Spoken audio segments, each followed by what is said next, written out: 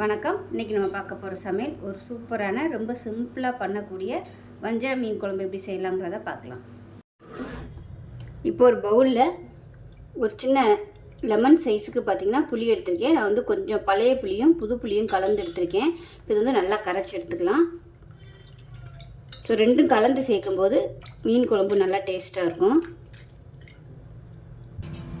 இப்போ புளி கரைச்சி எடுத்துட்டேன். இப்போ தேவையான அளவுக்கு தண்ணி சேர்த்துக்கலாம். இப்போ குழம்பு வந்து எவ்வளோ வைக்க போகிறீங்களோ அதுக்கு தகுந்த மாதிரி தண்ணி சேர்த்துக்கலாம். இப்போ இதில் பொடி எல்லாத்தையும் சேர்த்துக்கலாம். தேவையான அளவுக்கு தண்ணி ஊற்றியாச்சு. இப்போ மசாலா பொடியெல்லாம் சேர்த்துக்கலாம். அதில் ஒரு 2 டேபிள் ஸ்பூன் அளவுக்கு மிளகாத்தூள் எடுத்திருக்கேன். வீட்டில் வைக்கிற சாம்பார் தூள் இல்லை குழம்பு தூள் எதுனாலும் யூஸ் பண்ணிக்கோங்க. அது வந்து நான் 1.5 டேபிள் ஸ்பூன் எடுத்திருக்கேன். 1 டேபிள் ஸ்பூன் தனியாத்தூள், நல்லா ஒரு டேபிள் ஸ்பூன் வர மாதிரி சோம்புத்தூள் எடுத்திருக்கேன். 1/4 டேபிள் ஸ்பூன் மஞ்சள்தூள். இது எல்லாத்தையுமே சேர்த்துக்கலாம். மீன் குழம்புக்கு சோம்புத்தூள் கொஞ்சம் நிறைய சேர்த்தோம்னா நல்லாயிருக்கும் ஃப்ளேவராக. ஏன்னா நம்ம குழம்பு அரைக்கிற மசாலா தூள் வந்து சோம்பு அதிகமாக சேர்த்துருக்க மாட்டோம். அதனால் தனியாக சோம்புத்தூள் சேர்த்துக்கிட்டோம்னா நல்லாயிருக்கும். இது நல்லா கரைச்சாச்சு. இப்போ வந்து நாட்டு தக்காளியாக இருந்துச்சுன்னா நீங்கள் இதிலே கரைச்சிக்கலாம். இப்போ வந்து பெங்களூர் தக்காளி தான் வருதுங்கிறதால கொஞ்சம் கனமாக இருக்குது. அதனால் நான் தனியாக மிக்சியில் அடித்து வச்சுருக்கேன். இல்லைன்னா நல்ல நாட்டு தக்காளியாக இருந்துச்சுன்னா நீங்கள் இதிலே கூட கரைச்சிக்கலாம். அவ்வளோதான். நல்லா கரைச்சாச்சு. இப்போ குழம்பு தாளிச்சு விட்ருலாம். இப்போ ஒரு பேன் எடுத்துக்கலாம். இப்போ நல்லெண்ணெய் சேர்த்துக்கலாம். இப்போ எண்ணெய் நல்லா சூடாகிடுச்சு. இதில் 1 டீஸ்பூன் போல் கடுகு சேர்த்துக்கலாம். 1 டீஸ்பூன் சோம்பு சேர்த்துக்கலாம். வெந்தயம் 1 டீஸ்பூன் போல் சேர்த்துக்கலாம். ஒரு 4 வரமிளகாயை சேர்த்துக்கலாம்.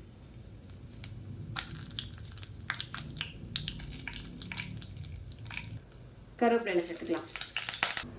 இப்போ இதில் நல்லா ஒரு 20லேருந்து 25 சின்ன வெங்காயம் நல்லா தட்டி வச்சுருக்கேன், உரிச்சிட்டு இதை சேர்த்துக்கலாம்.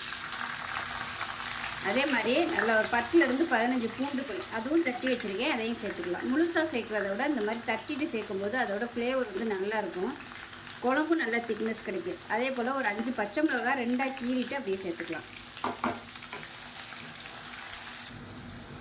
இப்போ பாருங்கள், வெங்காயம் பூண்டு நல்லா வதங்கிடுச்சு. இந்த ஸ்டேஜில் ஒரு 3 தக்காளி மிக்சியில் அடித்து வச்சுருக்கேன், அதை சேர்த்துக்கலாம்.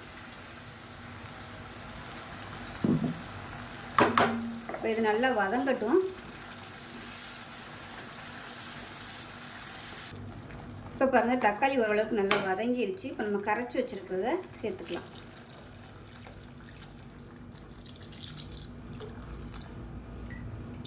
தக்காளி இந்த மாதிரி அடித்து சேர்க்கல உங்களுக்கு குழம்பு நல்லா திக்னஸ் கிடைக்கும்.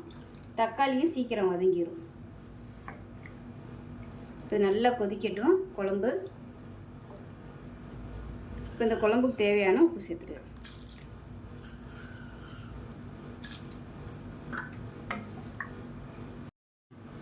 இப்போ எப்படி இருக்குன்னு பார்க்கலாம். இப்போ பாருங்கள், நல்லா கொதிச்சிருச்சு. இந்த ஓரம்லாம் அப்படியே எண்ணெய் விட ஆரம்பிச்சிருச்சு பாருங்கள்.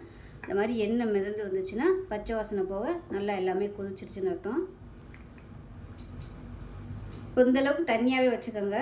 ஏன்னா நம்ம சூடு பண்ணால் நல்லா அப்படியே கெட்டியாகிட்டே வரும்.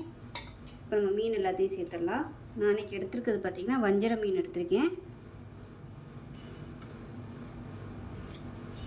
இதே மெத்தடில் நீங்கள் எந்த குழம்பு வேணாலும் வைக்கலாம். அதாவது எந்த மீனாக இருந்தாலும் இதே மெத்தடில் வைக்கலாம், நல்லா தான் இருக்கும்.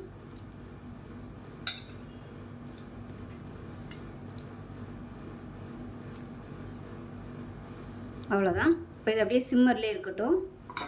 மூடி வச்சிடலாம். லேசாக அதை அப்படியே அமுக்கி விட்டுடலாம். மீன் எல்லாத்தையுமே அமுக்கி விட்டுட்டு அப்படியே விட்டுடலாம். சிம்மர்லேயே கொஞ்சம் அப்படியே கொதிக்கட்டும். இப்போ எப்படி இருக்குன்னு பார்க்கலாம். இப்போ பாருங்கள், சூப்பராக வந்துருச்சு. நல்லா சிம்மர்லேயே விட்டுட்டோம்னா மீன் நல்லா வெந்துடும். அருமையான வஞ்சர மீன் குழம்பு ரெடி ஆகிடுச்சு. ஸோ இதே மாதிரியே ரொம்ப சிம்பிளான மெத்தடில் செஞ்சு பாருங்கள். செஞ்சு பார்த்துட்டு எப்படி வந்துச்சுங்கிறத சொல்லுங்கள். வீடியோ பிடிச்சிச்சுன்னா லைக் பண்ணுங்கள், கமெண்ட் பண்ணுங்கள், சேனலை சப்ஸ்கிரைப் பண்ணுங்கள், பக்கத்தில் உள்ள பெல் பட்டனையும் ப்ரெஸ் பண்ணுங்கள். நன்றி.